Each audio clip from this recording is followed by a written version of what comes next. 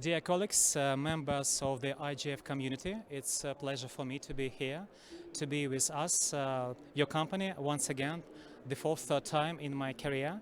I would also like to thank the hosting country of Saudi Arabia for organizing the forum at such a magnificent venue. My name is Vasily Zudin. I represent the Center for Global IT Cooperation, a Moscow-based organization which aims to foster valuable ICT connections across continent for a brighter and more just digital future for all of us.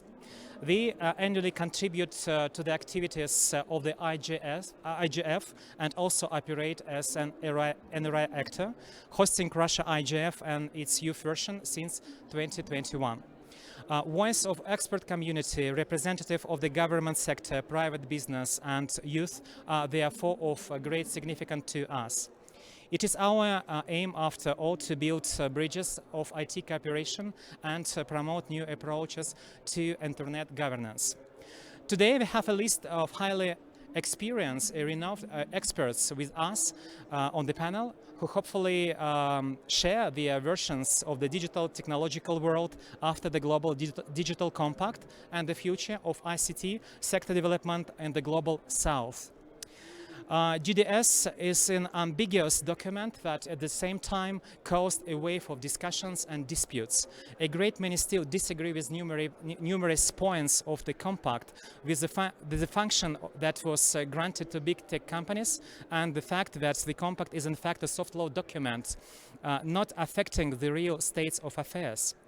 However, today we are not here to analyze the strengths and weaknesses of the GDC. We have gathered to understand where our digital world is moving next and what problems we have yet to solve. I believe it is paramount to seek ways how we can bridge growing digital divides and avoid the new era of digital neo-colonialism, where few control the resources and limited opportunities for the rest. Through engaging in meaningful discussion and, most importantly, technologies and right action, we can strike a balance between private interests, government policies and interest of users. With that focal point in mind, I would like to pass my word to our first speaker, Olga Makarova, Director of the Department of Commercial Resource Management at MTS. Olga is an active member of the IGF community who even proposed several years ago her own unique mathematical formula to calculate the level of internet fragmentation. And today she wants to offer us the solution for the language barriers on the web, at the same time preserving linguistic diversity. Olga, the stage is yours, and mic is yours too. Last moment.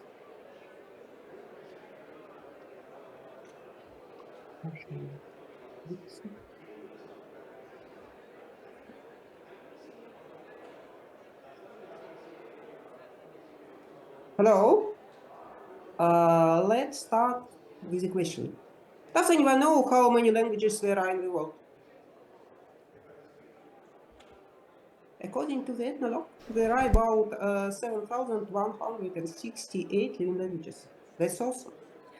Linguistic diversity provides the key to other cultures and makes the world a more vibrant place. However, linguistic diversity also has a downside.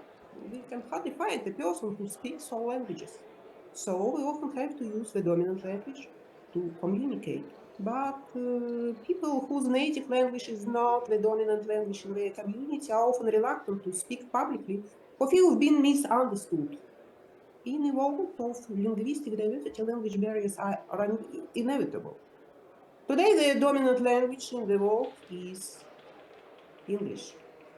Here are languages of the most famous authors. 67% of the works are written in English. So the top 101 includes writers from Kenya and Nigeria, but the most famous books were written in English. In 1998, at the Zimbabwe International Book Fair, Ali Mazrui launched the project 100 Best African Books of the 20th Century. The project aimed to compile a list of the 100 best books by African writers to draw the world's attention to their works. The list was published in February 2002. And only 5 books from this list were translated into Russian language. All these books was English. Does anyone know how many Russian books have been translated into languages understandable to people living in Africa? All my attempts to find such figures have failed. So English has been and remains the dominant language, including on the internet. People with limited English proficiency face additional barriers to accessing knowledge. Another important area where language barriers need to be removed: healthcare. Healthcare providers and their patients often speak different languages. Language barriers are a common problem in healthcare settings around the world. Misunderstanding or failure to communicate are the main cause of incorrect diagnosis and dramatic consequences of incorrect treatment. On the slide, you can see some figures by country. But what about qualified interpreters to communicate in such cases? This is not an option. The lack of legal framework qualified interpreters, especially for rare languages, and financial constraints do not allow this to be used. Machine translation, where user write or speak sentences and AI instantly translate them, seems like a viable way to break down language barrier.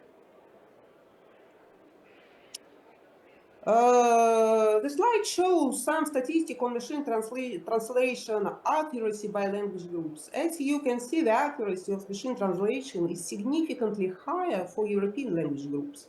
We still lack the data to proper translate Asian and African language groups.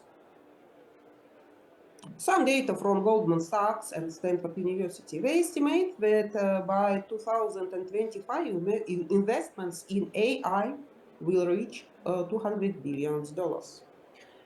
Stanford University's Artificial Intelligence Index report notes that among significant AI machine learning systems released in 2022, the most common class of systems were language-based.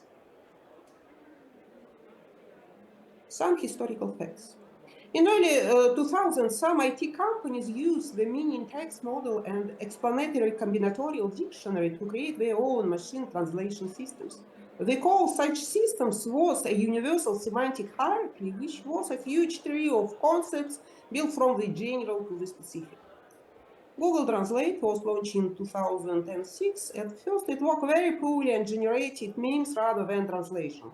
But it was created with little or no input from linguists.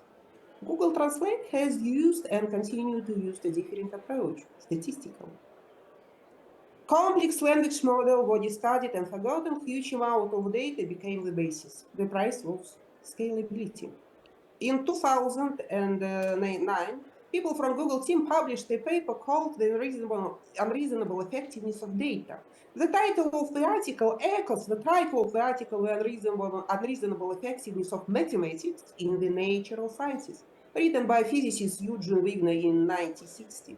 The author notes that sciences involve people rather than elementary particles have proven more resilient to elegant mathematics. In the paper, they explain why in complex theory we will never succeed in processing language. They demonstrate that simple model and large amount of data are much more effective than complex model with insufficient data. They would advise to follow the data and choose a representation that can use unsupervised learning on unlabeled data. In 2019, Canadian computer scientist Richard Sutton published a paper called A Beta Lesson. He writes, we have to learn the beta lessons that building in how the thing does not work in the long run. He concludes that only two methods can make scaling successful, search and learning. To follow these guidelines, we need the single, open, and unfragmented internet capable of handling massive volumes of cross-border data flows. But the internet always been and remains a set of structurally fragmented but interconnected autonomous systems. Only the internet protocols and the ability of different stakeholders networks to interconnect make the internet a single, open, and unfragmented public online environment. So, our networks need to be able to connect and interconnect, but no one connects or interconnects without paying. Therefore, we need to be able to pay for services we need. But today we see a new type of stakeholders. These are banks. Banks have their own compliance procedure for assessing the legality and appropriateness of payment, which do not take into account the threats and consequences of internet fragmentation. Many banks block many payments for communication, interconnection, and internet services from Russia and some other carriers without any explanation from their side. The risk of internet fragmentation are not taken into account. But if one party fails to pay for services, this will result in the termination of agreements, termination of all services, and breaking down all connections. The Russian language segment of the internet and other segments of the internet connected to the global internet through Russian may be separated. The result will be the technical level fragmentation. Banks don't want to achieve anything in terms of internet fragmentation. They just don't think about it. It's just not their business. Bank managers are confident that no one will blame them if the internet fragments. But they are terrified that one wrong payment due to sanctions, or more precisely due to the bank's compliance manager's understanding of sanction policy, will prove fatal to both their careers and their banking business. Alas, we're witnessing a perfect example of Miles law in action, where you stand depends on where you sit. We don't have a suitable solution today. The range of stakeholders turned out to be wider. You can see an example of the impact of such measures on the internet. Today, carriers and users from Kazakhstan, Kyrgyzstan, Uzbekistan, Tajikistan, and some other countries get the cheapest and fastest access to the European segment of the internet only for Russia due to their geographical location. The internet business may also suffer. It would be advisable to provide for some certification procedures of carriers through the ITU, which would allow them to pay for telecommunication and internet services without additional checks and assessment by banks. The geopolitical situation is changing dramatically. The problem with payment may affect different countries, not only Russia. Let's try to work together. Let's try to keep the internet open and unfragmented. Thank you. Olga, thank you very much for your highly informative input. I'm proud of the fact that we can share our own experience here on this stage. As you mentioned, Russia is actively developing its own linguistic segment of the internet. We also have our own Cyrillic TLD. Speaking of all things Russian and Cyrillic, our next speaker is newcomer to the IGS community, yet he has his own highly competitive digital product, which he looks forward to sharing with the world. Semyon Tinaev is a Russian IT entrepreneur, investor, head of the BBC group of companies, and most importantly, founder of TenChat social network. Semyon, what makes your social network so different from other major players, and how do you intend to promote it across the countries of global youth? The microphone is yours, please. Thank you. Hello, everyone, Madam, Monsieur, ladies and gentlemen. Okay, let's discuss about future of business social network, or maybe how I see how can I see this goal. If we discuss about personal data, big data platform, social networks, it means that future all over the world will be not in one area. It will be many centers of information. Mostly it depends of structure of data, because the main reason of all system is that the data is a new gold in all systems. What I mean, mostly countries use free source or absolutely free programs, and don't pay any money. But we need to understand that if you don't pay nothing, you pay by information, and all information costs money. So it's in new age, on new century. I want to repeat one more time. The data become the new gold. So, what's the main global challenges we have now on this in this area? Firstly, as my colleagues say before, it's ensuring country sovereign.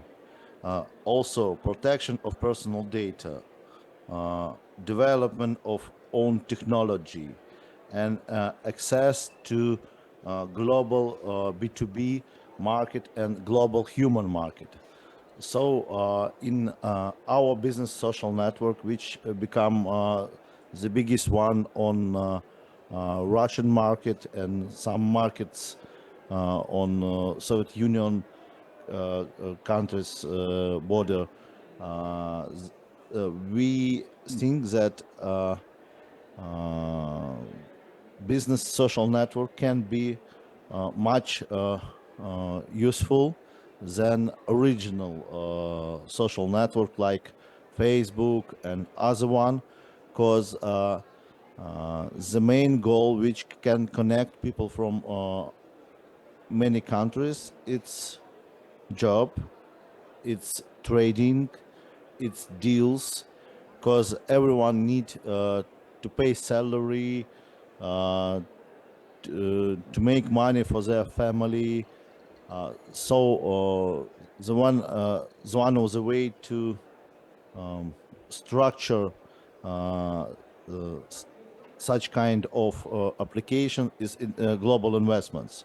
So we develop our application as a super app with mostly effective way to make deals across the country. We include B2B marketplace, trading platform, tenders platform with government contracts, job vacancy, investment platform, and so it's our new view how to make global social business network. In otherwise, we make the unique offer to other country. We go in by absolutely new way how to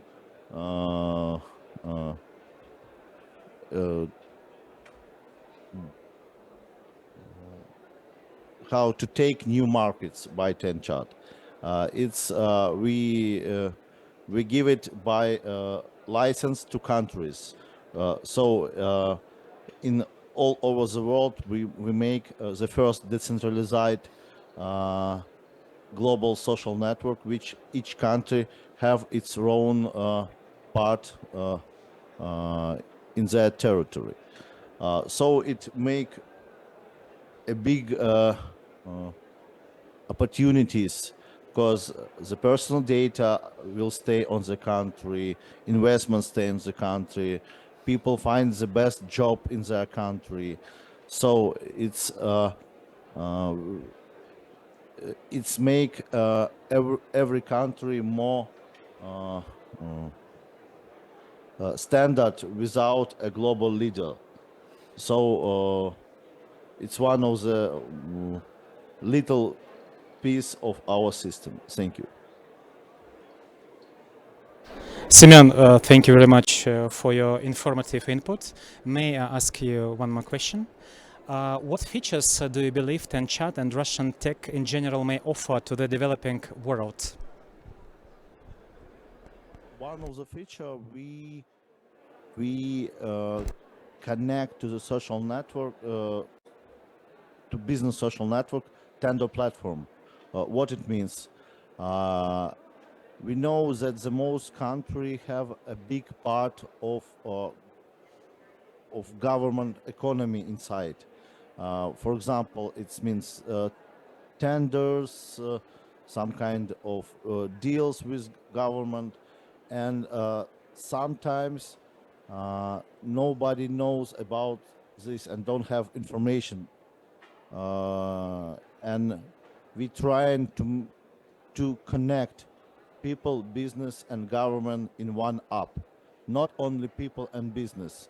We connect all three sides. I repeat one more: business, people, and government in one application. Thank you very much. Thank you, Simon, for your really interesting report. It's so fantastic, you know. Dear Milos, it is a pleasant to see you in Riyadh, especially among our speakers. And you are also a major contributor to IGS processes. Open Link Group is quite active in Europe, Asia, and Africa. What is your view concerning the global digital combat, and most importantly, how may global South, in your view, benefit from it? So, thank you very much, Vasily, for this introduction. Ladies and gentlemen, it's truly an honor to be here in Riyadh among such distinguished experts and thought leaders. I would like to extend my gratitude to our hosts and organizers for facilitating this vital dialogue on the future. Okay. On the future of digital. It works? No? How it works? Yeah, it's okay. Okay. For the future of the digital world.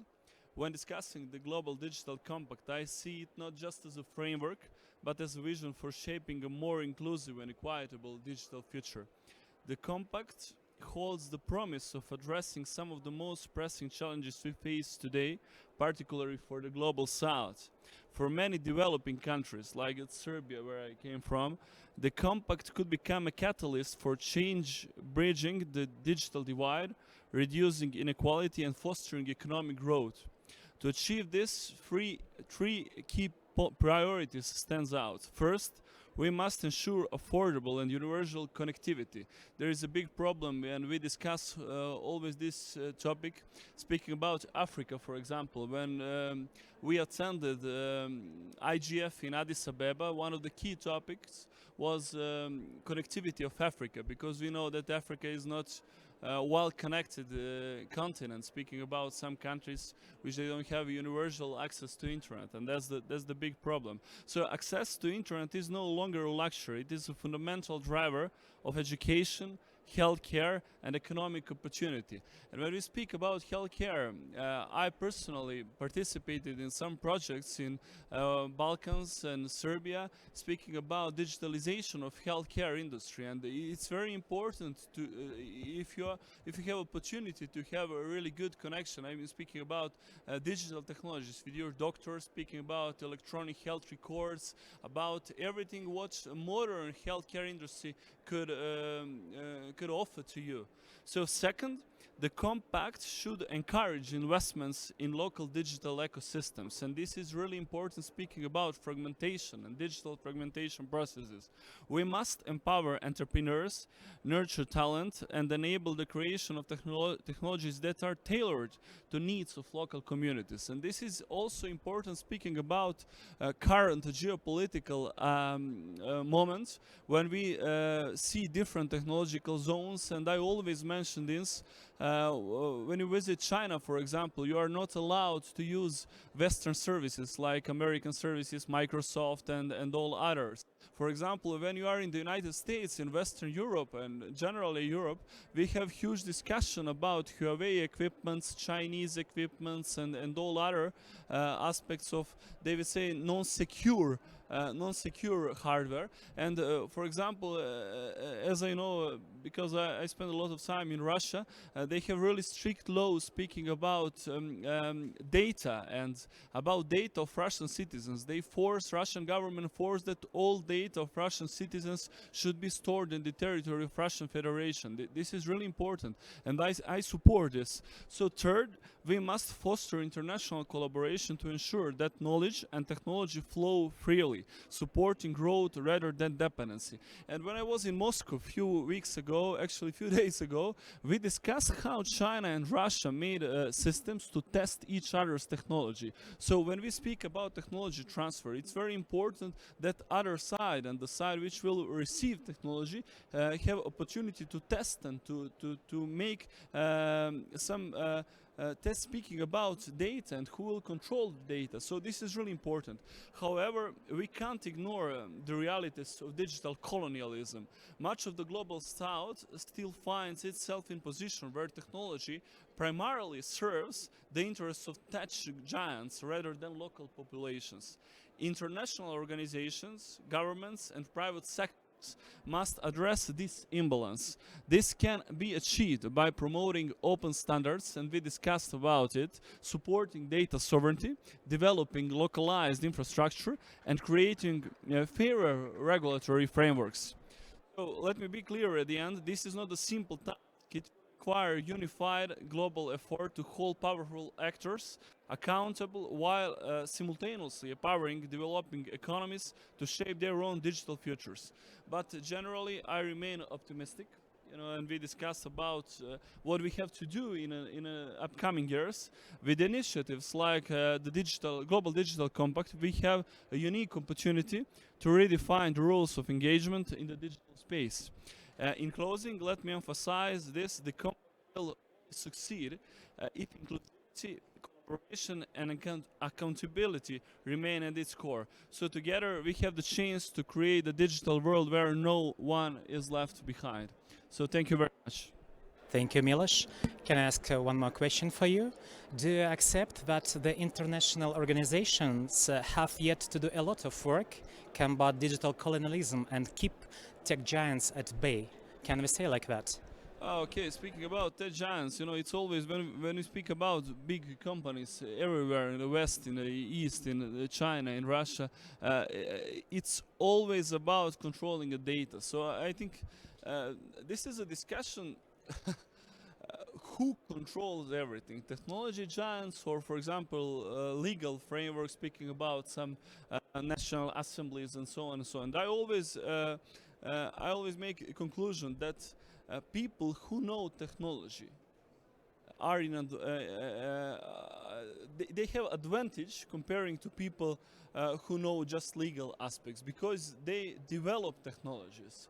And speaking about big companies, I think international organizations are not in position to control them, actually, frankly speaking. So it's up to local governments, and I would say to countries, to control the data of their own citizens and to point out what is the right direction, speaking about digital transformation of every society, but not only about society at national level, at local level, it's also about a regional level and of sphere of interest of every country. Thank you, your impressive speech, as usual. The next speaker is Dr. Roberto Zabrana. Hopefully you enjoy your time, your stay in Riyadh as much as we do. It's a pleasure to have you with us, to say that you're an active member of IGF community for many years. It's to say nothing. You were a MAC member and also had a lot of experience when it came to multi-stakeholder engagements. What does, in your opinion, the adoption of the Global Digital Compact mean for the international community? Thank you very much, Vasily. And I want to say hello to my distinguished panelists as well. Well, I would like to move a little bit the answer, maybe from what our colleagues said before, and I totally support, regarding all the good things that and opportunities perhaps that the Global Digital Compact and some other processes as well, like the one that we had in Net Mundial +10 recently. And if we read both of them, then we will identify several aspects that are very common, and I think everyone will be subscribing, and that's why I think that's the nice part of this process. But the other part, talking about Global South, is related with the current situation that we have, and I think that's also something that we need to reflect on. We know that near 3 or around 3 billion of population is not currently connected. But we need to remember that most of this population is in the Global South. That's the main problem. And it's due to different barriers. Olga was mentioning the one with languages, for instance, but we also have barriers in gender. In many cultures, in many regions, the women are not usually used to work with computers and worse to have access to internet. We also have cultural barriers. We have regional barriers regarding the people that can access to these services in the rural areas and the ones that live in urban areas and of course can enjoy all the good things that the internet have. So for these people, for these regions, for this near 3 billion of the population in the world, actually the problems like fragmentations, like cybercrime, like all the other problems, or even the new emerging issues like artificial intelligence are not in the discussion. I mean, they are thinking in just how we can connect to internet. And that's why that matter is still an issue, and it's going to be still an issue in the future if as a community, as a global community, don't think about the ways of reaching all these places, all these regions in the world. We know that despite the different efforts that the internet service providers, the telecommunications providers have done during these last years, still it's very difficult for them to actually reach this kind of communities because of the difficulty of return of the investment. That's of course the reason, the major reason.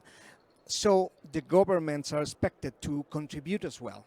It's another important fact that we need to understand and make the governments understand. And I will mention also the big techs that were also alluded in this conversation. And I'm not going, of course, to the fair share approach, which is a recent topic that is emerging in different forums. Of course, I don't support this approach about having in general or requiring in general to the digital content developers to actually pay any kind of fee or whatever. But at the same time, it's important to realize that some of these big players, not all of the players, not all of the digital players, but some of these big players are actually able to, and actually they are doing many things. They are actually contributing with investment, contributing with deployment of infrastructure, but not, I will say, not in a most controlled way. I mean, yes, it's their money, of course, but I think there's a room for coordinating with the governments, especially, just in this kind of processes, just in this kind of investment that are required in different countries, especially in the Global South. So that's something that we also need to think about and discuss. So this takes us to another, and I'm just talking about, as I said before, not the fantastic stuff of the GDC, but the challenges. And one of those in the Global South is how effective our regional and sub-regional not multi-stakeholders, I will say multilateral organizations can be. I mean, how effective they can be in order first to agree on common grounds, to agree in common regulations, to actually tackle all these challenges that we are facing in the near future, like the ones that I mentioned before regarding connectivity. I don't know, but I always mention this as an example. The tradition that the Europeans has regarding this collaboration, very effective collaboration with common regulations, is something that in Global South, especially in Latin America, that's where I come from, we need to take as a good example.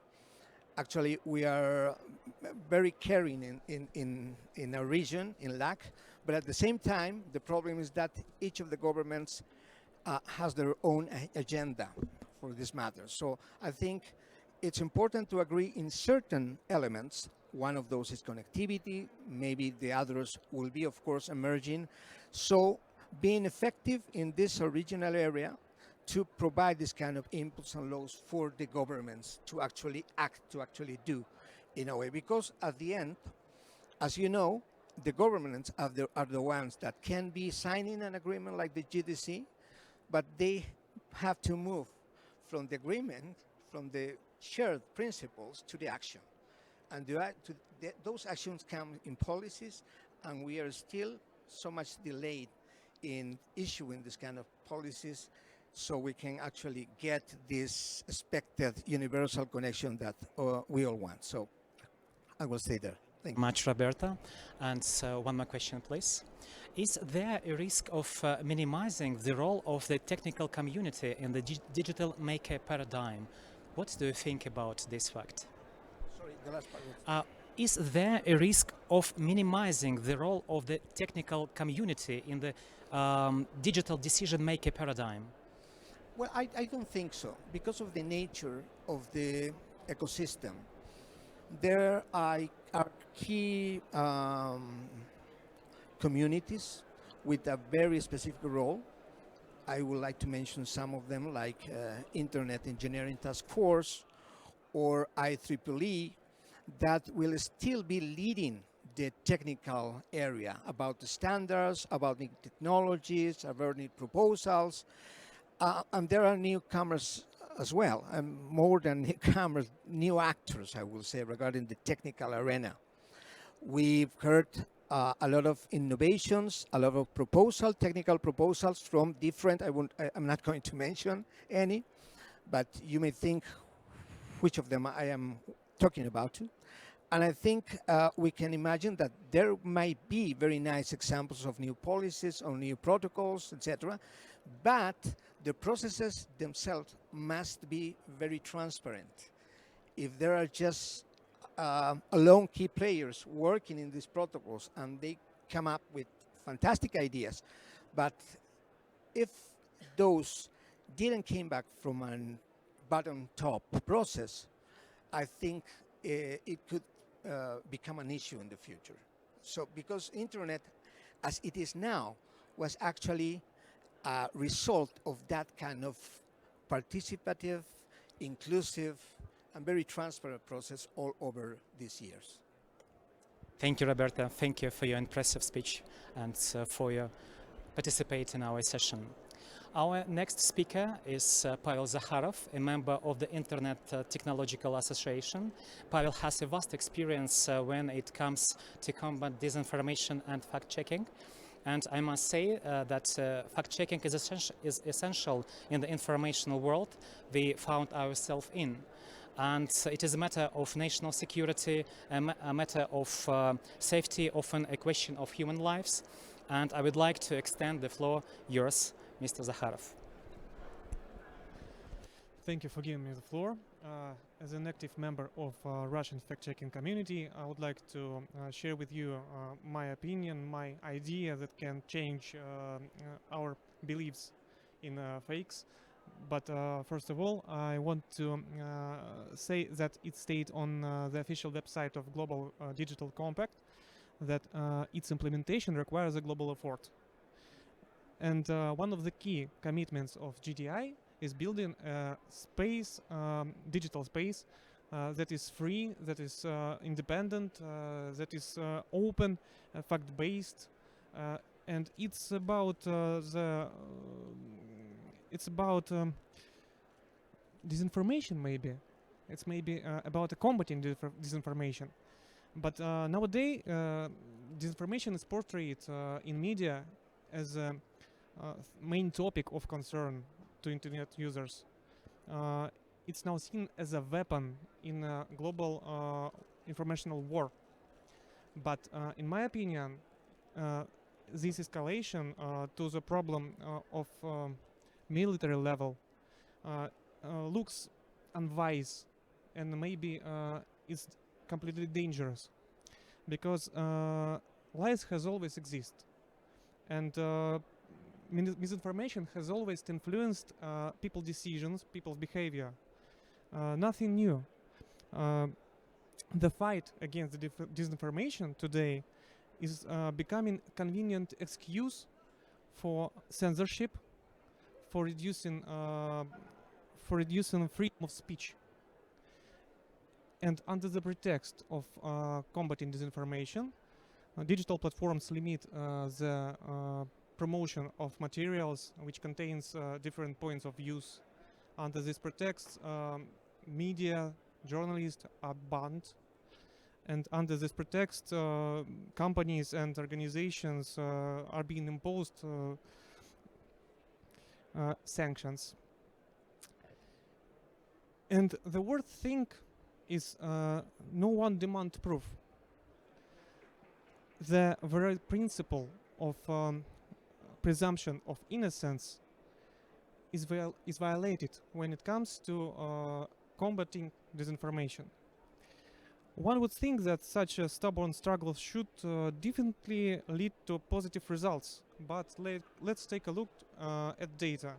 According to Ipsos study in 2024, at least a third of population of our planet believes fakes. And if we take a closer look, the situation is even worse in developing countries, where up to 62% of population believes fakes. And those countries are active members of such famous international networks like IFCN, International Fact-Checking Network. So fact-checking doesn't work. It's active, but it doesn't work. And what I want to say, even if fact-checking project can correctively, ethically, effectively process disinformation, even if it could reduce its spread in certain platforms, it's impossible to find all the fakes. Nowadays, it's pretty much easier produce fakes than debunk them. And the game changer here is AI, which is used to produce as visual fakes, as text. Yeah. Voice deepfakes, for example, it's a real problem. Yeah. So, if we're really searching for a way to solve the problem, we need to change the very approach. We need to abandon the principle of the limitation and punishment and start moving toward cooperation and resilience. The more restrictions are imposed to dissemination of information in the world, the less protected users will be against the disinformation. We need to communicate more. We need to interact more. We need to create informal communities, and that's the key. As I said earlier, it's time for us to move from confrontation to cooperation. And I want to remind you one thing. In 1960s, Western countries and the Soviet Union moved from the open confrontation to the reducing level of aggression. That time they resumed economic, scientific, and cultural cooperation. And this period is now called detente, or the relaxation of stained international relations. I'm sure that now is the best time for us to stop, to look at each other, and to set the new rules of the game. It's time for digital detente, and I think those who are really interested in creating open and secure digital space can agree to work together, regardless of differences in our views or benefits. All we need now is to relax a bit. Thank you. Pavel, thank you very much for this useful information. And one more question: how to identify that this information is fake? because sometimes it's really difficult to see difference between fake and truth information. What could you give us some pieces of advice in this case? Oh, I think I think that there is no way to define every fake. Even me, as an expert, I cannot see all the fakes. I've catched a lot of times.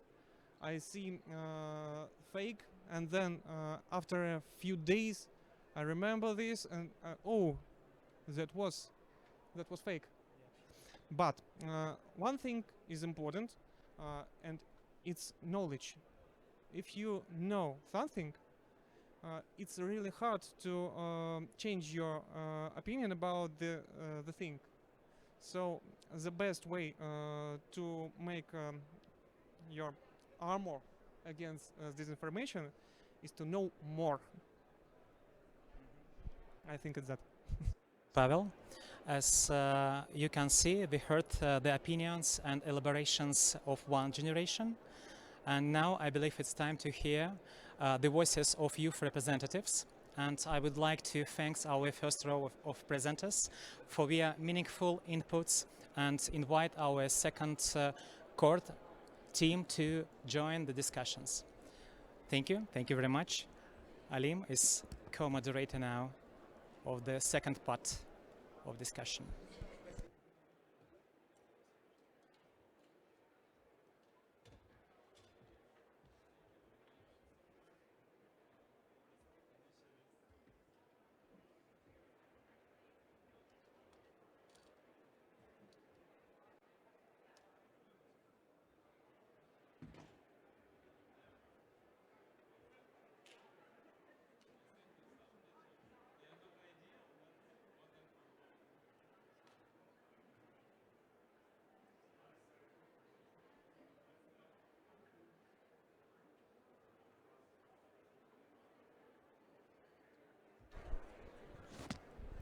Hello guys, hopefully you can hear me, the translation must also work.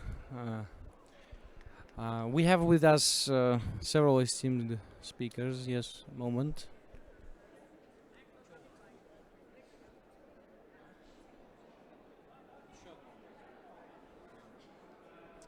So we have with us several representatives of youth who are also experts in IT sector and active IGF members. This is Bogdan Chernyshov, the head of the Rosatom Youth Council, Alexandra Kozina, representative of the lawyer representing Ardelex, and also we have with us an active IGF member from Ethiopia, who is a MAG member, Sabatiku. I saw her somewhere.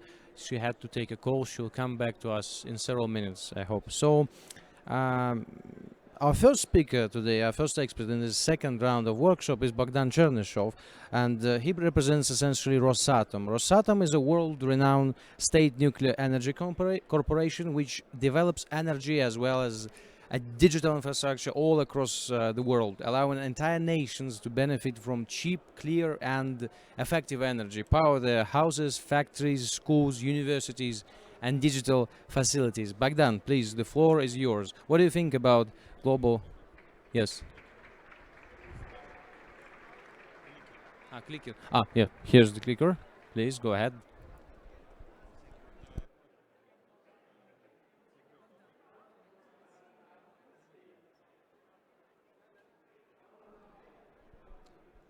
Okay, great. Good afternoon, dear colleagues. It's a great honor to be here with you at IGF Forum. And today I'd like to introduce you our company. And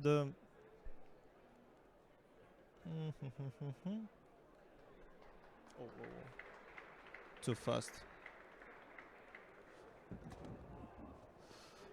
So, as you can see on the slide, Rosatom is a big company which consists of more than 460 companies which are working in very different scientific fields. So we have more than 4 different businesses, and right now Rosatom consists of not only companies, research universities which are located in the Russian Federation, Federation.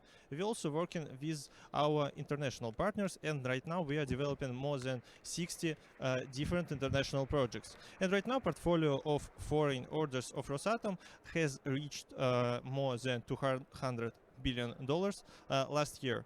But today I'm here to present you not only our company, also I'm heading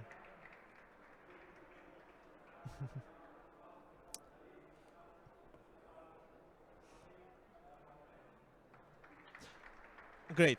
Also, I'm heading the community of young scientists of Rosatom, and our two main goals is to provide connection between government universities and our real factories and research universities to create projects which are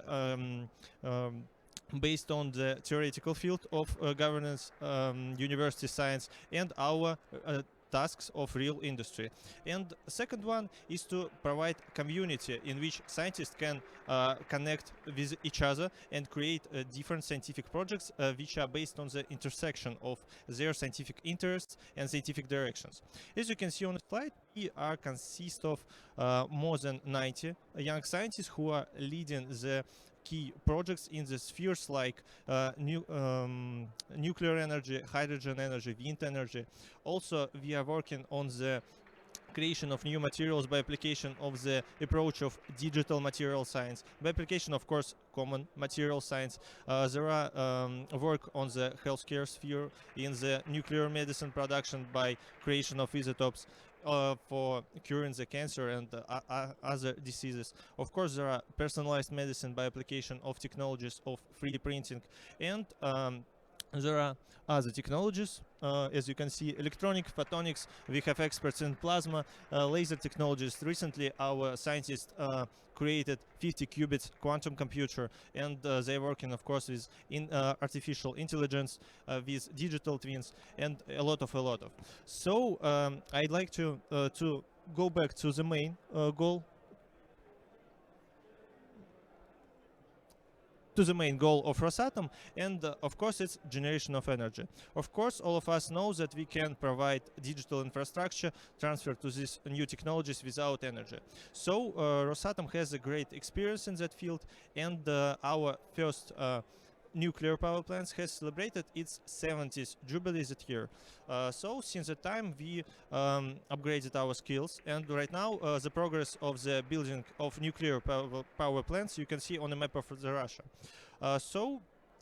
Our experience which we have got for these years, we are implementing into international projects. And right now we are working with countries like China, Egypt, Hungary, and other countries. But we use nuclear energy not only for production of nuclear power plants and providing opportunity to our partners to get green energy sources. Also, we are building ships, especially nuclear icebreakers, which are working on the same principles, and they requires they type of reactors requires less energy. So we use it for transfer cargos via northern sea route, and the amounts of cargos which you are transferring you can see on the slide. So to 230, that amount will be reached 150 million tons. But that experience which we got of building smaller reactors, we are using to produce and make next step in creation of nuclear power plants, especially small NPPs. And as you can see on the slide, we will build in the condition of severe cold temperature a new nuclear power plant, small one, and it will be located in the Republic of Sakha-Yakutia, so you can see that on geotech. And also here we can see the strategy of building these small nuclear power plants. Main fact about that strategy is that these facilities will be built in the areas to which access is very hard, and especially in these locations are located huge mineral deposits. But the main feature also about this region is that we should provide connection of electricity to provide digital connection of the people in these areas. But as I said on the second slide, we consist of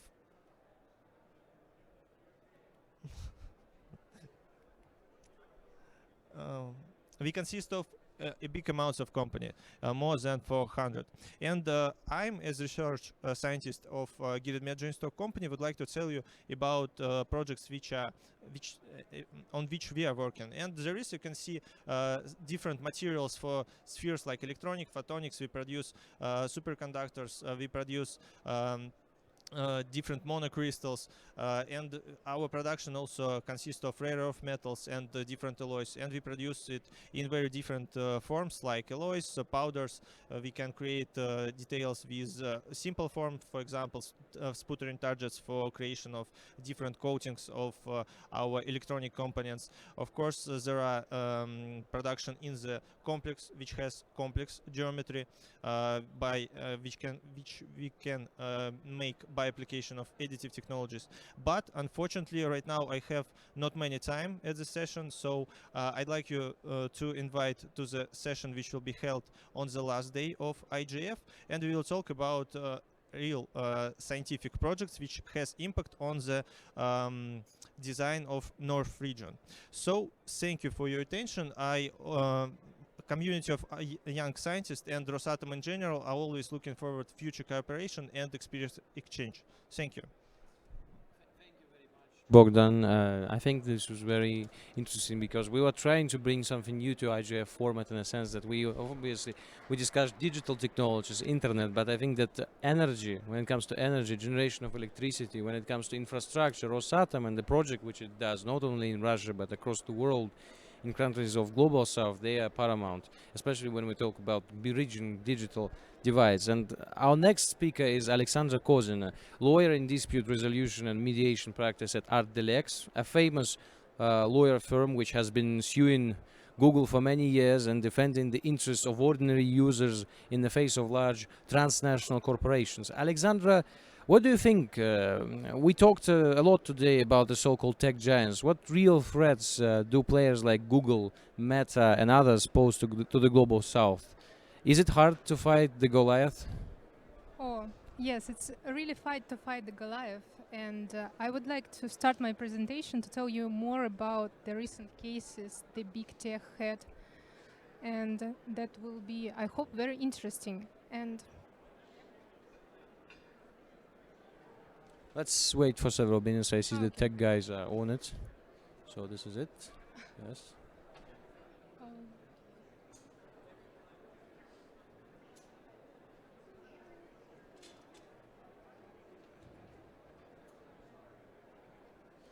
So before I start, and before any technical problems will be solved, I would like to thank you for participating in this section. I would like to thank IGF for this amazing opportunity to share ideas with my co-panelists and with the Central for Global Cooperation.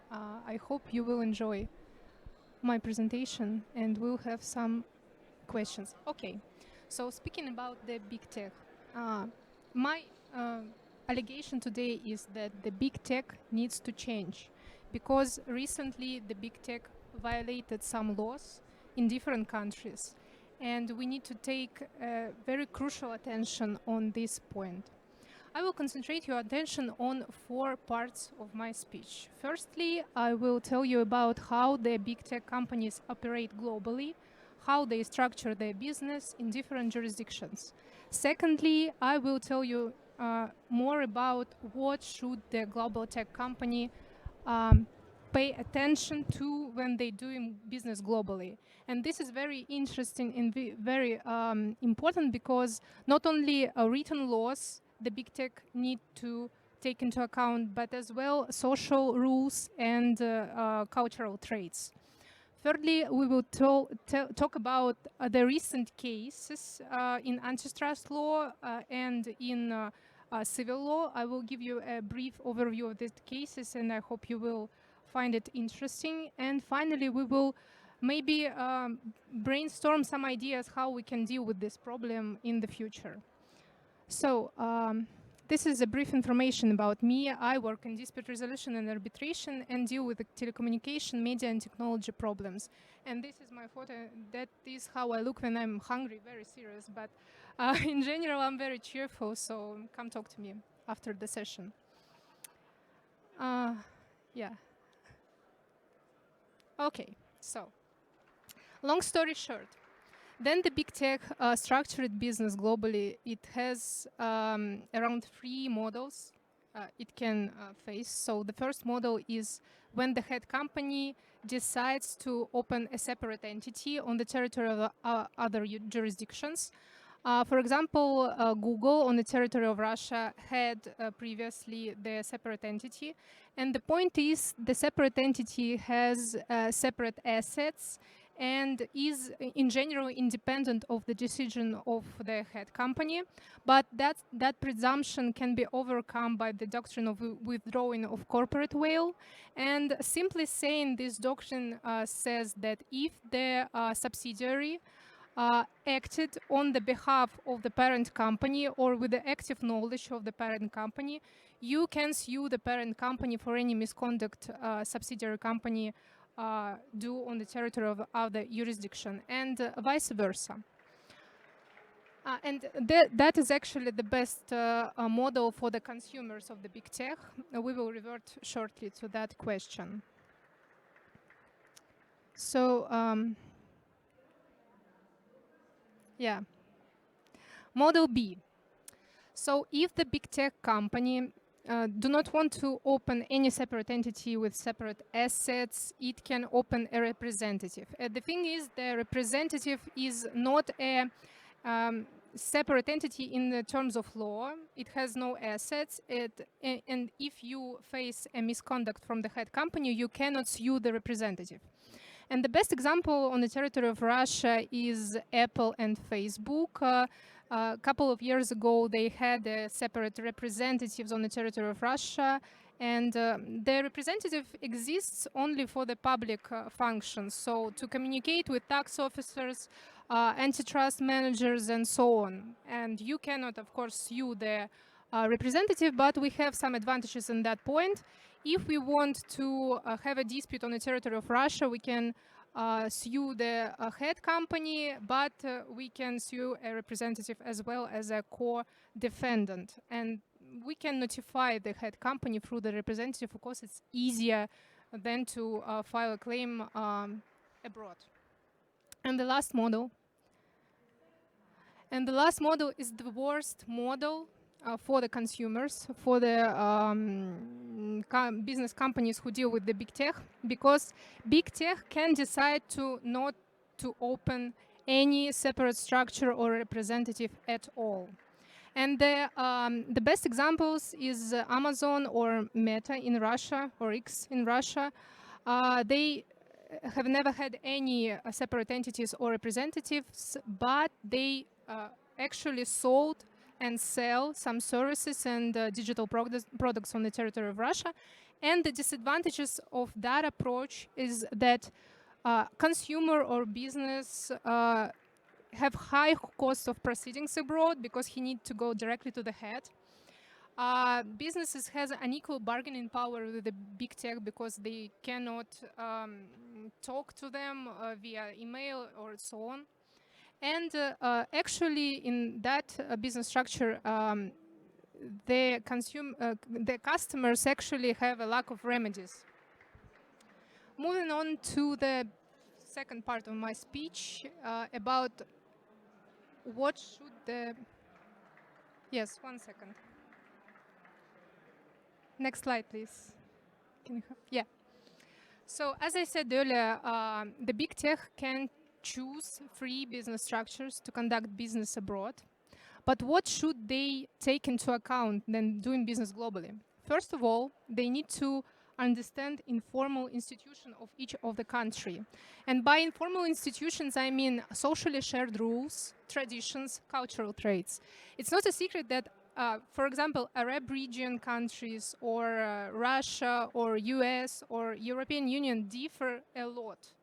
And global digital company need to take it into account these differences.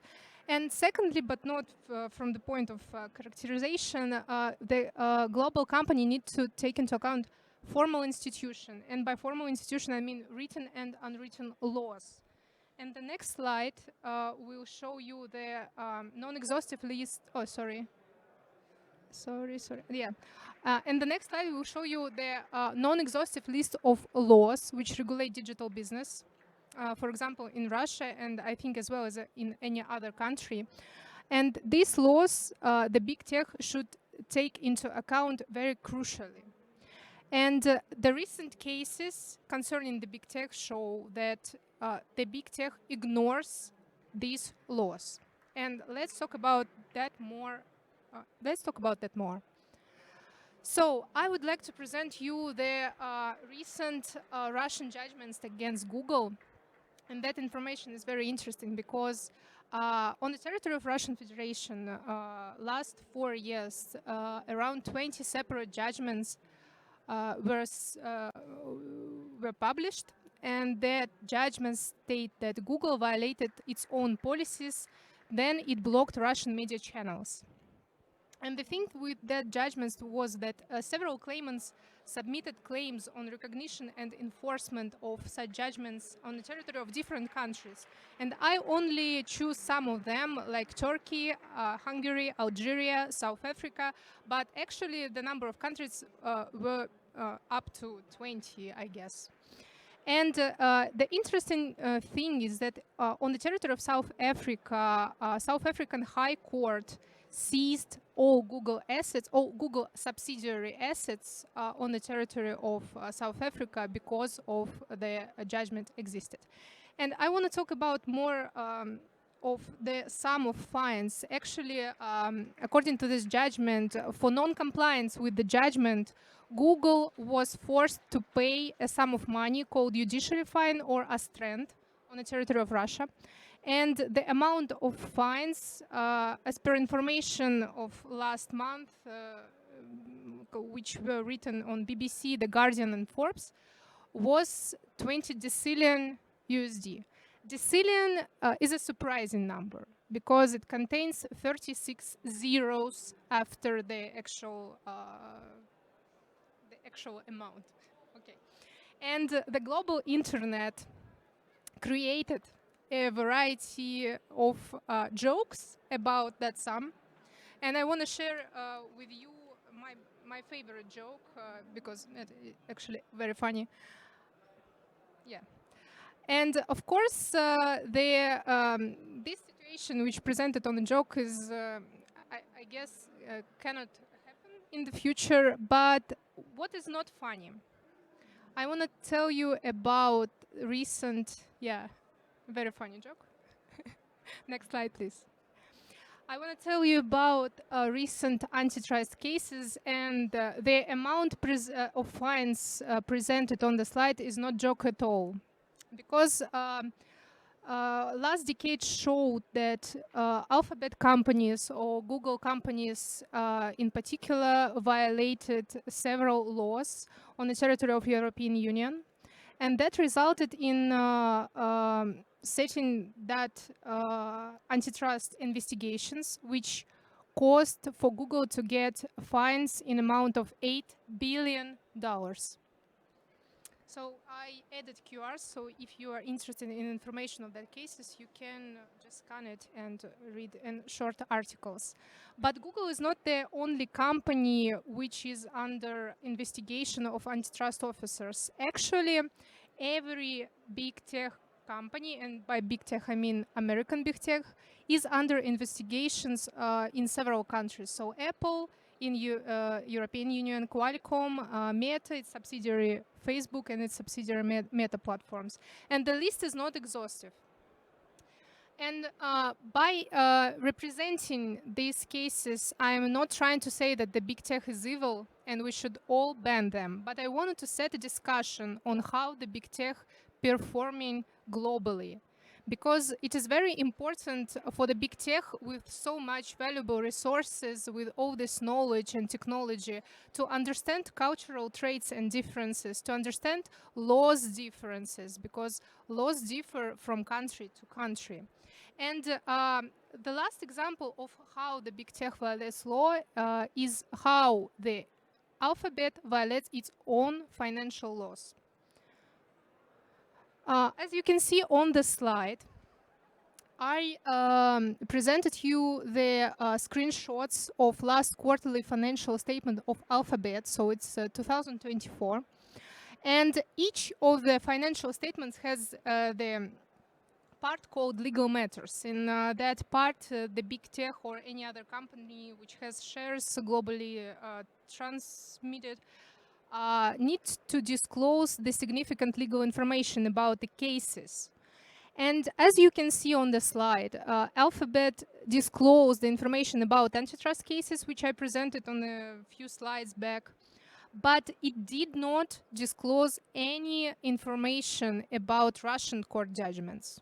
And this is what we need to talk about more, because why Alphabet disclosed antitrust cases with the fines in amount $8 billion and did not say anything in particular about Russian judgments, the amount of fines of which is $20 decillion.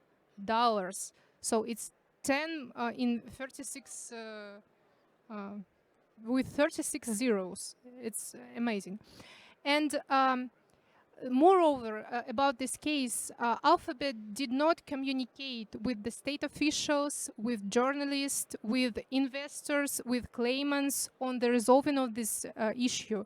And I think that this ignorance on the opinion of Russian media companies, of Russian government, of the government of any other country who has not so much bargaining power to set rules on the internet, is what we need to concentrate about on this forum and in the future, because we need to somehow shift the market position of the big tech, not to ban them, but to make some rules for them. Because if we do not make some rules for them, they will do anything and everything, and we will not have any opportunity to somehow stop them in the future.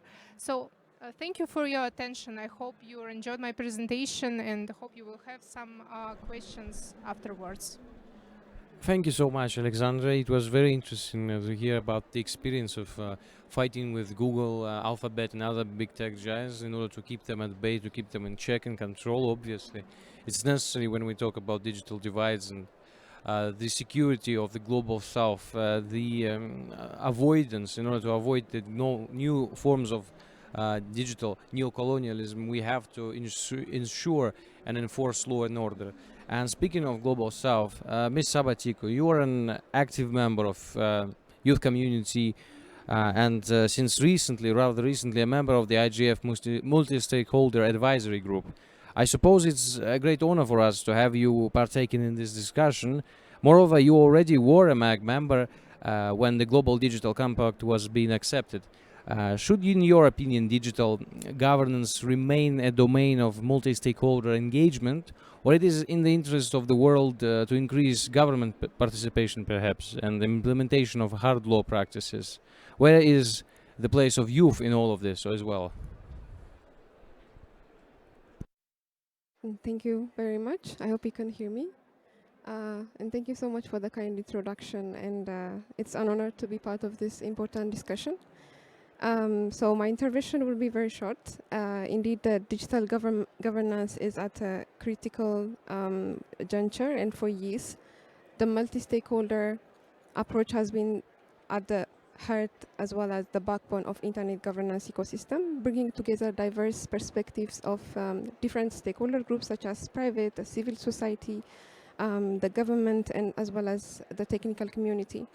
And so this model has been very effective as it reflects the very true nature of the internet, which is decentralized, which is collaborative and global.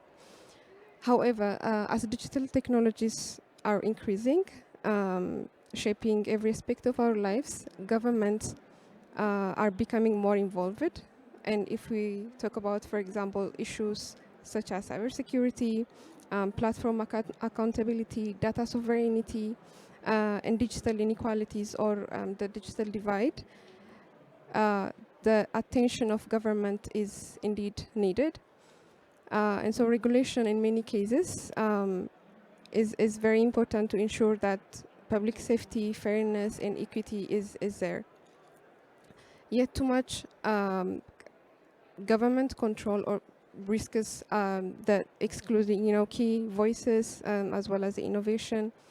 And so this is where the Global Digital Compact or the GDC can really play a transformative role. First, it offers a chance to redefine the rule of the game for digital governance by balancing these dynamics.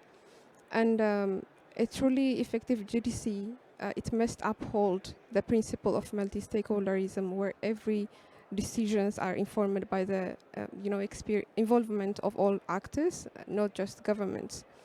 But it should also provide a framework where governments can take responsibility in areas that require regulation, such as curbing online harms or ensuring data rights. Now, so when we talk about youth, where does the voice of the young people fit into all of this? And I think for this, youth are not just stakeholders in digital governance, but rather we are the agents of change. And young people are the largest groups of internet users, but we are also innovators, we are creators, and leaders of shaping the digital future. But in most of the discussions, young people are underrepresented when it comes to, let's say, policy making. And so, for example, in many discussions about the platform accountability or global standards, youth voices are missing, even though these issues are very important for us. And so the GDC can really play a very important role in this by integrating the voice of young people, and that might mean, creating youth leadership, creating mentorship programs or mentoring emerging voices, ensuring that youth-driven solutions are there. And beyond that, young people need to be meaningfully engaged in decision-making processes, not just as participants, but also as contributors to many and key discussions as well. So in my view, I think we need both, which is multi-stakeholder approach that values collaboration and inclusivity, as well as government participation in order to address these global challenges. So striking this balance is very important, and the GDC can pave the way for a more inclusive as well as equitable and sustainable digital future where every voice matters, especially of those young people. Thank you.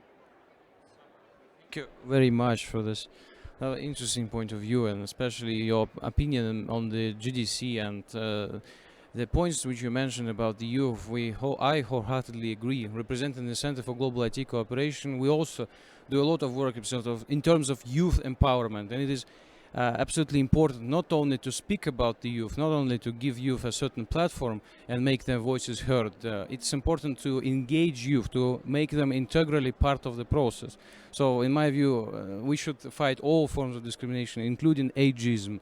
And when it comes to youth, the perfect position of youth empowerment is when there is no division between youth and non-youth, when youth has become integral part of all policy making processes. And speaking of youth especially, our center has a myriad of initiatives which are aimed at youth support. One of them is a Youth Digital Forum, Youth Russian Internet Governance Forum, and that's why I would like to present our next presenter, our next speaker, who is a director of the Center for Global IT Cooperation, Vadim Glushenko, who will elaborate on the activities we undertake not only within the IGF format, but also in the broader expert community in Russia and globally. Vadim, please, the floor is yours.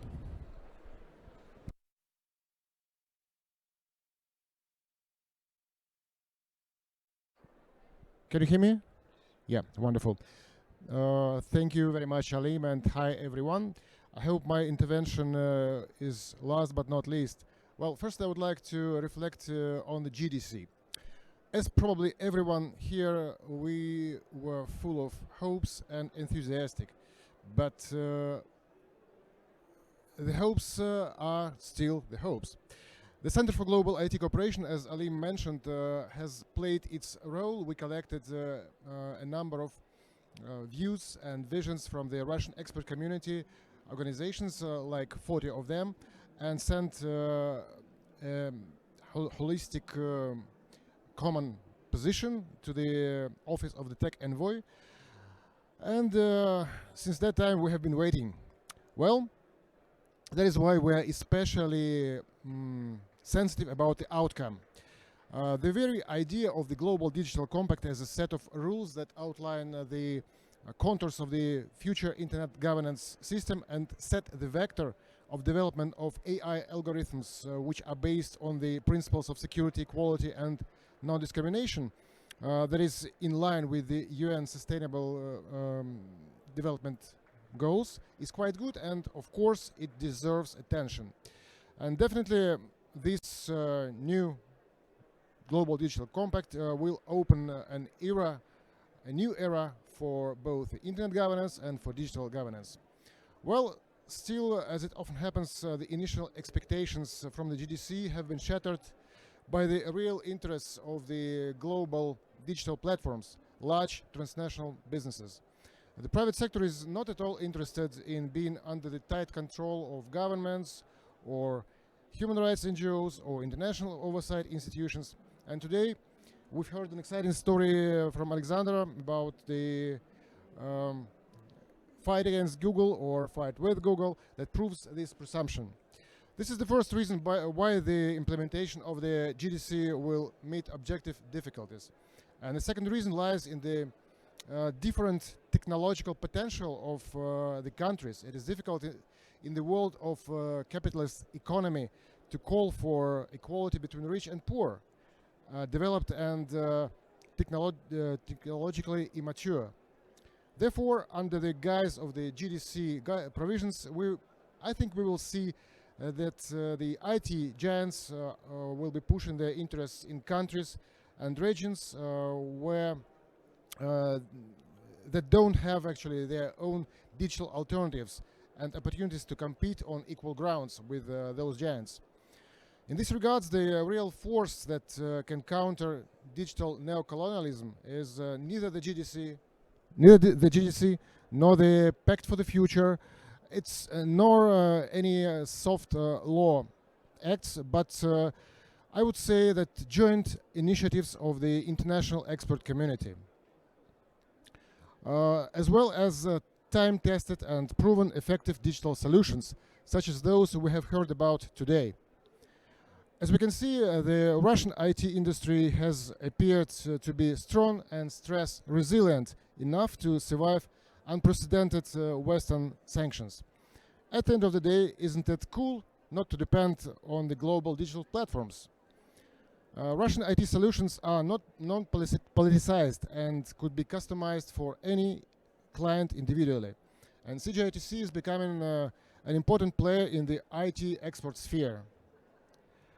Apart from our activities on the NRI track, on the IGF track, the center is striving to assist IT companies in Russia and abroad to find each other and to establish partnerships so that trustworthy and reliable digital solutions are applied in the countries of the global south to strengthen their digital sovereignty. And believe me, after years of harsh sanctions, we've learned something about digital sovereignty. For this purpose, we not just study global, regional and national IT markets to identify the demand and seek for potential partners, but also we've launched a dedicated tool, a marketplace of digital solutions. And it is not only about software, it's about IT education and IT consulting. This portal also contains a detailed guide on how to launch an IT business in Russia for foreign citizens. You can learn more actually at our booth in the IGF village just behind this workshop room. To conclude, I'd like to share one idea that is literally in the air. I've heard it a number of times recently and even in the course of discussions at the IGF, both formal and informal. All of us are aware of how important the ESG principles are for business.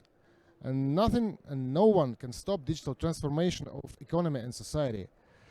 So probably it is time to reflect the digitalization process in the GDC reporting. And the crucial aspect here, I suppose, is cybersecurity, of which everyone is concerned. So the idea is to include cybersecurity in the ESG principles, making it a separate domain. At the end of the day, ESGC sounds not bad. Well, with this, I would like to ask you to stay tuned and let's create a fair digital future together. Thank you. Dear experts, listeners, well, maybe we have some questions from the audience. In case there are some questions, I would like to ask you to raise your hand to our esteemed speakers. General questions? No questions?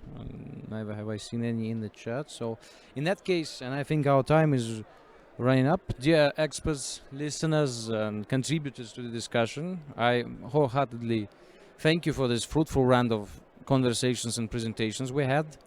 I hope that our debates will continue after the session and that the ideas that were discussed here today will grow to become something bigger. The future of the internet is inextricably linked to the future of humanity. Today, the global south suffers the most from injustices, famine, wars, ecological predicaments, and inequality of access. We can only create a fair digital order when we include all stakeholders in internet governance and ensure a world order based upon the UN Charter and respect for human rights. Thank you for your thoughts, inputs, and your fairness. See you soon. Thank you.